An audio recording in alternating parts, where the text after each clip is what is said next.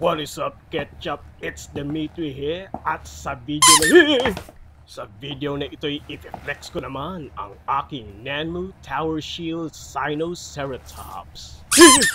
Punyeta. At eto mga dude, ang kanyang box. Sa front side ay may 3D picture ng Sinoceratops, logo ng Nanmu at name ng dinosaur. Sa magkabilang gilid ay may variant indicator. Sa top part ay may logo ng Nanmu at name ng dinosaur. Sa ilalim, Nanmu logo ulit. Sa likod ay may mga sulat na hindi mo rin naman babasahin.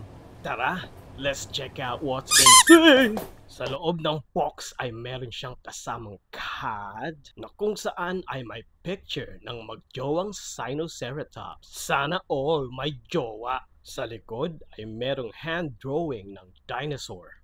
Maliban sa card ay may kasama din siyang human figure, si Nedring Tabachoy, sa kanyang iconic pose sa Jurassic Park.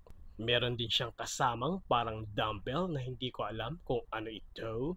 Baka dumbbell siya ni Nedring Tabachoy. At eto mga dude, ang dinosaur itself.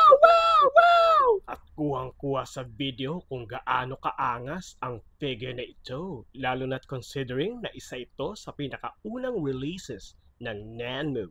Hindi man siya scientifically accurate, ay very accurate naman siya sa kanyang appearance sa Jurassic World Fallen Kingdom. Mula sa kanyang horny na head at sa kanyang thrill na may butas.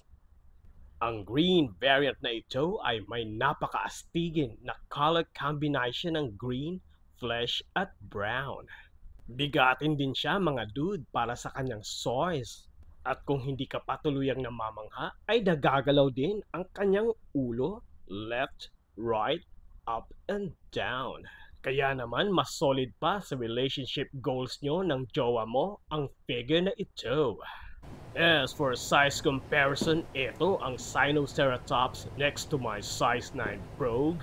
Ito naman siya next to Jada Toys 1x32 Scale Jurassic Park Ford Explorer. Ito siya next to Howling Good Styracosaurus. Ito siya next to Nanmu and Kylosaurus. Ito siya next to Squeaky Ball Toy.